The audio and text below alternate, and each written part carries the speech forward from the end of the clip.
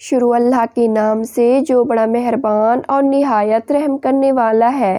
میری آپ لوگوں سے گزارش ہے کہ میرے چینل کو سبسکرائب کر دیں، لائک کر دیں اور شیئر کر دیں، اور میری ویڈیو کو آخر تک ضرور دیکھیں۔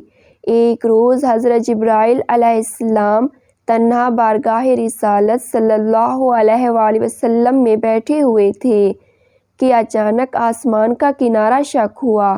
نبی کریم صلی اللہ علیہ وآلہ وسلم نے دیکھا کہ جیسے ہی آسمان کا کنارہ شق ہوا، حضرت جبرائیل علیہ السلام سمٹنا شروع ہو گئے، سر زمین پر رکھنے لگے، یعنی اس قدر جھکے کہ یوں لگتا تھا، اور ان پر تواضع اور عاجزی اور خوف خدا اور گھبراہٹ کے آثار نمایاں ہونے لگے۔ حضرت جبرائیل علیہ السلام اسی حالت میں تھے کہ انسانی شکل میں ایک فرشتہ حضور صلی اللہ علیہ وآلہ وسلم کے پاس نمودار ہوا۔ فرشتے نے عرض کیا، اے محمد مصطفیٰ صلی اللہ علیہ وآلہ وسلم، آپ کا پروردگار آپ پر سلام فرماتا ہے اور آپ کو اختیار دیتا ہے کہ آپ چاہیں تو آپ کو بادشاہ پیغمبر بنا دیا جائے، اور اگر آپ چاہیں تو آپ بندہ منش پیغمبر کی طرح زندگی بسر کریں۔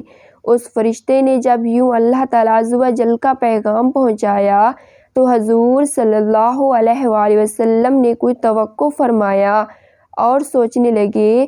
بالآخر سامنے گردن جھکائے عاجزی کے ساتھ بیٹھے حضرت جبرائیل علیہ السلام کی طرف دیکھا۔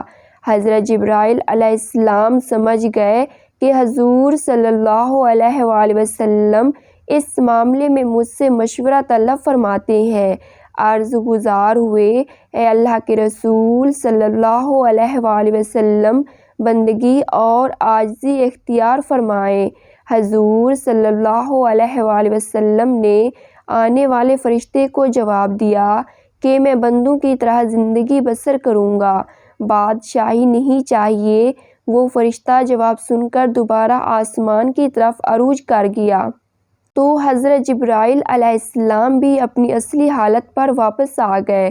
حضور صلی اللہ علیہ وآلہ وسلم نے حضرت جبرائیل علیہ السلام کو اس انداز سے دیکھا تو فرمایا، اے جبرائیل، میں پوچھنا چاہتا تھا کہ یہ فرشتہ کون ہے جسے دیکھنے کے بعد تم پر عجیب حالت طاری ہو گئی ہے؟ حضرت جبرائیل علیہ السلام نے عرض کیا، یا رسول اللہ صلی اللہ علیہ وآلہ وسلم، یہ فرشتہ حضرت اسرافیل علیہ السلام ہے۔ جس دن سے اللہ تعالیٰ نے انہیں پیدا فرمایا ہے، یہ متجلی الہی کے حضور کھڑے رہتے ہیں اور اپنے دونوں قدموں کی صف باندھ کر کمال خشوع سے کھڑے رہتے ہیں، حتیٰ کہ اپنی آنکھ کبھی اوپر بھی نہیں کرتے، اور ان کے پروردگار میں قریب ہی ہو جائیں تو جل جائیں۔ ان کی ڈیوٹی صرف یہ ہے کہ لوح محفوظ ان کے روبرو رکھی ہے اور انہیں اس لوح کی پوشیدہ چیزوں کی اطلاع دی گئی ہے۔ جب بھی اللہ تعالیٰ عز و جل کا ارادہ اس سے متعلق ہوتا ہے کہ زمین و آسمان میں کوئی چیز واقع ہو تو وہ لوح خود بخود بلند ہو جاتی ہے اور حضرت اسرافیل علیہ السلام کے سامنے پہنچ جاتی ہے، اور یہ یعنی حضرت اسرافیل علیہ السلام اسی وقت اس لوح کو دیکھ لیتے ہیں اور اس مقدر یعنی کام کو دریافت کر لیتے ہیں۔ اگر وہ کام میرے متعلق ہو تو وہ مجھے حکم کرتے ہیں، اور اگر وہ حضرت میکائیل علیہ السلام کے متعلق ہو تو ان کو کرنے کا حکم دیتے ہیں، اور اگر ملک الموت سے متعلق ہو تو انہیں حکم مل جاتا ہے۔ حضور صلی اللہ علیہ وآلہ وسلم نے فرمایا، میں نے حضرت جبرائیل علیہ السلام سے پوچھا، آپ کس کس کام پر مقرر ہیں؟ عرض کیا، ہوائیں چلانے اور لشکروں کی فتح و شکست پر۔ پھر پوچھا، اور حضرت میکائیل علیہ السلام؟ عرض کیا، بارش اور نباتات پر۔ پھر پوچھا، اور ملک الموت؟ عرض کیا، روح قبض کرنے پر۔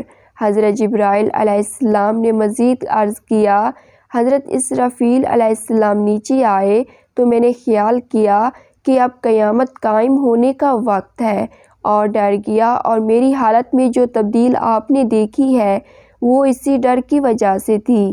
حضرت اسرافیل علیہ السلام اللہ تعالیٰ کے وہ معزز فرشتے ہیں جو اپنے منہ میں سور لیے ہوئے ہیں کہ جیسے انہیں حکم ہوگا یہ سور پھونک دیں گے، اور یہ قیامت کے قائم ہونے کا دن ہوگا۔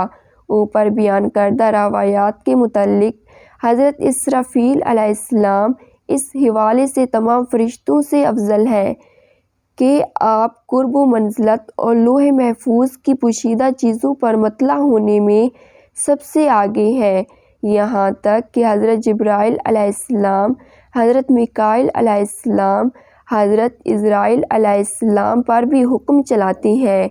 لیکن اگر وحی الہی اور شرائع نازل کر کے نوح انسانی کی تعمیل اور اس نوح کے افراد کی آخرت کی اصلاح، انوار و برکات کے ساتھ عبادت گزاروں اور اطاعت شعاروں کی امداد، اور ظالموں اور فرعونوں کو ہلاک کرنے کے لحاظ سے دیکھا جائے تو حضرت جبرائیل علیہ السلام بزرگی میں افضل ہے۔